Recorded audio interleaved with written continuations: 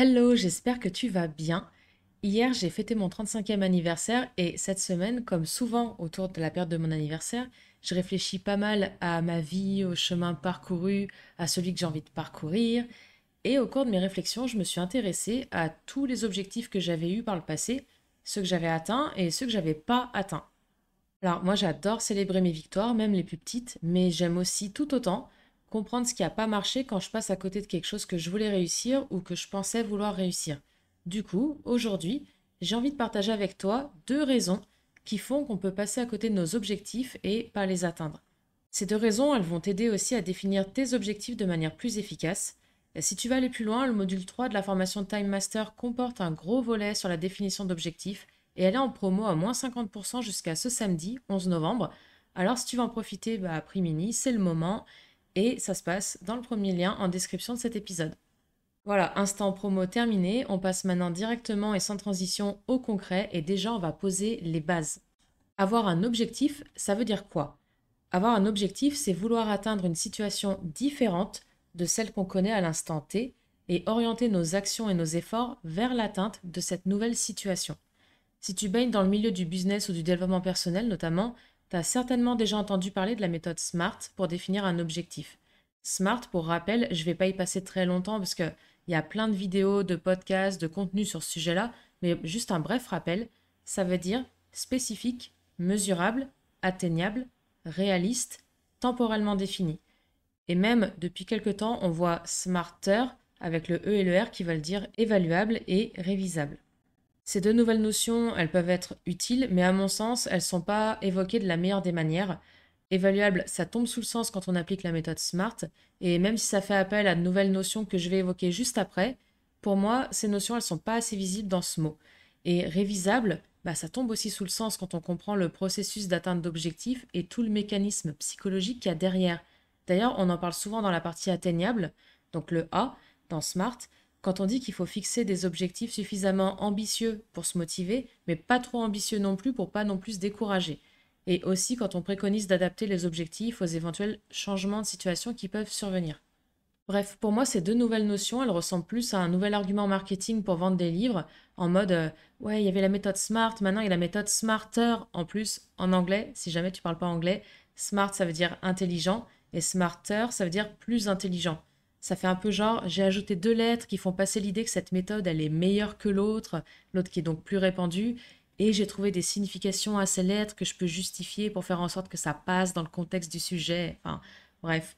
En réalité, pour moi, il y a bien d'autres choses à dire, bien au-delà de simplement trouver un petit nom marketing qui vend bien. Et la première notion que je veux introduire dans cet épisode, c'est à mon sens la plus importante. Elle est primordiale à comprendre et pour te la présenter, je vais te raconter une petite histoire. Cette histoire, c'est celle de Dave Brailsford, le manager performance de l'équipe cycliste de Grande-Bretagne en 2003. À l'époque, les cyclistes professionnels en Grande-Bretagne, ils avaient enduré environ 100 ans de médiocrité. Depuis 1908, les coureurs britanniques, ils avaient remporté qu'une seule médaille d'or au JO et ils ont fait pire dans la plus grande course cycliste, le Tour de France, parce qu'en 110 ans, aucun cycliste britannique n'avait jamais remporté l'épreuve. Les performances des coureurs britanniques étaient si décevantes que l'un des plus grands fabricants de vélos en Europe a même refusé de vendre ses vélos à l'équipe nationale britannique parce qu'il craignait que ça nuise à ses ventes si d'autres professionnels voyaient les Britanniques utiliser ces vélos. Ils étaient mauvais à ce point-là, c'est quand même assez impressionnant. Brailsford, lui, il a été embauché pour mettre le cyclisme britannique sur une nouvelle trajectoire.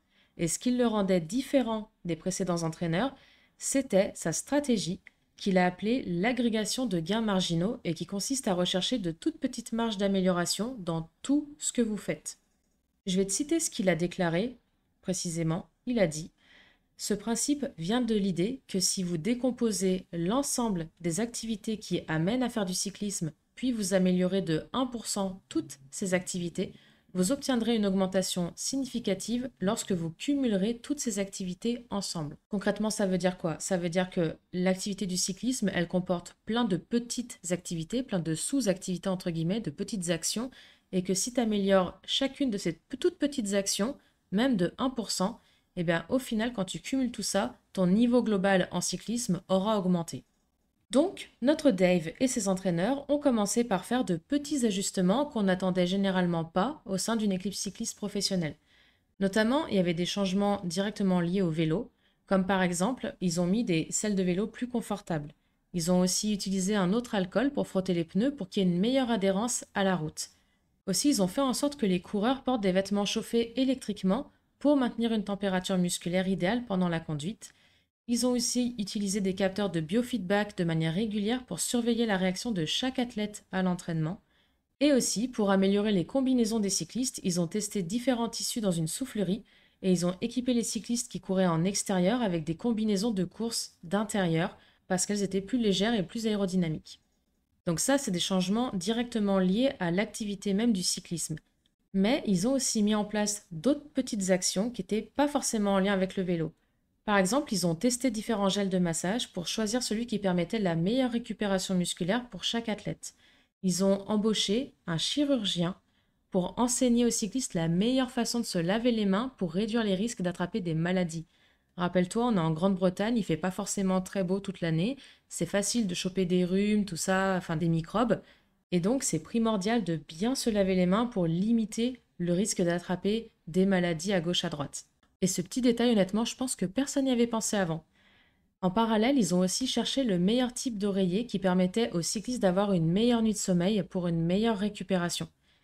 Et enfin, ils ont, et ça aussi je pense que peu de gens y auraient pensé, peint l'intérieur du camion de l'équipe en blanc, ce qui les a aidés à repérer des petits morceaux de poussière qui passeraient normalement inaperçus mais qui pouvaient dégrader les performances des vélos. Et avec cette multitude de toutes petites actions, de toutes petites améliorations, les résultats ils sont venus plus vite que n'importe qui l'aurait imaginé. Tu vas voir, c'est hallucinant, il n'y a pas d'autre mot. À peine 5 ans après l'arrivée de Brailsford, l'équipe cycliste britannique, elle a dominé les épreuves de cyclisme sur route et sur piste au JO de 2008 à Pékin, où ils ont remporté 60% des médailles d'or disponibles.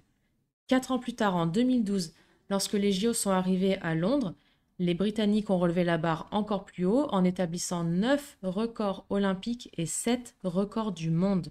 On parle d'une équipe qui, pendant environ 100 ans, avait gagné qu'une seule pauvre petite médaille. Mais c'est pas fini. La même année, donc toujours 2012, Bradley Wiggins est devenu le premier cycliste britannique à gagner le Tour de France. Et l'année suivante, 2013, son coéquipier Chris Froome l'a aussi remporté et il a continué sur sa lancée en le gagnant encore en 2015, 2016 et 2017. Ces réalisations, elles ont donné à l'équipe britannique 5 victoires au Tour de France en 6 ans. Et là maintenant, petit résumé pour achever le tout. Au cours de la période 2007-2017, donc en 10 ans, les cyclistes britanniques ont remporté, tiens-toi bien, 178 championnats du monde et 70 médailles d'or olympiques ou paralympiques, et ils ont remporté également 5 victoires du Tour de France. Ces chiffres, ils sont hallucinants, surtout quand on parle d'une équipe qui n'avait rien remporté ou presque depuis 100-110 ans. Donc tu vois, cette histoire, elle illustre parfaitement la différence entre les objectifs de résultat, donc gagner des courses par exemple, et les objectifs dits de processus, qui correspondent à toutes les petites actions mises en place au quotidien pour y arriver, qui ne sont pas forcément définies sur la méthode SMART, mais qui peuvent parfois l'être. L'immense majorité des personnes qui parlent de la définition d'objectifs, elles te disent de définir le point auquel tu veux arriver. Elles te disent de définir ta ligne d'arrivée en somme. Mais peu d'entre elles te conseillent de t'intéresser à toutes les actions que tu dois mettre en place au quotidien pour atteindre cette ligne d'arrivée. Et surtout, ces personnes, elles oublient de te dire que ces actions, ces processus, sont bien plus importants que ta ligne d'arrivée. Comme on dit, le chemin est plus important que la destination. Et réfléchis à ça juste 2 secondes. Une fois que tu as atteint ton objectif de résultat, qu'est-ce qui se passe? Est-ce que tu t'arrêtes? Est-ce que tu en définis un autre? Et pire, si tu conditionnes ton bonheur, ton bien-être ou quoi que ce soit d'aussi important à ces objectifs de résultat, une fois qu'ils sont atteints, qu'est-ce qui se passe? Déjà, ça retombe. Et si tu les atteins pas, il se passe quoi? Tu n'atteindras jamais le bonheur, le bien-être, la réussite? Bien sûr qu'avoir des objectifs de résultat définis via la méthode SMART, c'est important. Ça permet de garder un cap et de rester motivé et de persévérer aussi dans les moments où on a envie de tout lâcher, qui sont des moments inévitables, on le sait. Mais avoir des objectifs de processus, ça te permet de dépasser tes objectifs de résultat. Ça te permet d'acquérir aussi des habitudes qui elles-mêmes façonnent ton identité. On y reviendra d'ailleurs dans un prochain épisode.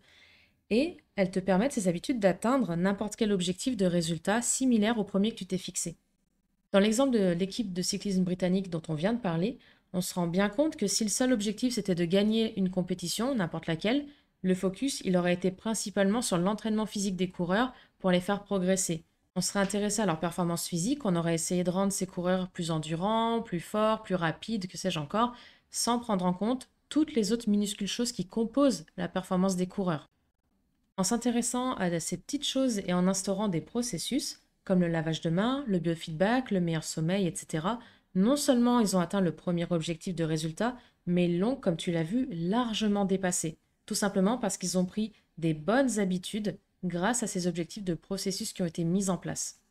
Donc, quand tu essayes de définir tes objectifs, je t'invite vraiment à aller au-delà du simple objectif de résultat défini avec la méthode SMART et je t'invite à décortiquer chaque petite action, chaque petite chose qui peut améliorer ta condition et tes performances pour que tu atteignes non pas uniquement cet objectif de résultat, mais tous les autres similaires qui vont suivre après. La deuxième raison qui fait que tu ne peux pas atteindre tes objectifs parfois, c'est que tu ne prends pas en compte les objectifs à court, moyen et long terme. Cette notion, elle est en lien direct avec ce qu'on vient de dire sur les objectifs de résultat versus les objectifs de processus. Mettons par exemple que tu veuilles faire un CA de 100 000 euros sur l'année 2024. Tu viens de démarrer ton activité.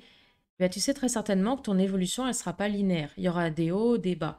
Donc l'idéal, ce serait de créer des sous-objectifs à court et moyen terme, par exemple à 4 et 8 mois, qui seraient plus adaptés à chaque situation. Par exemple, au début, tu risques d'avoir une progression lente parce que tu seras peut-être dans le travail ou le retravail de tes offres et dans ta prospection. Donc peut-être que tu vas réussir à faire 15 000 sur les 4 premiers mois.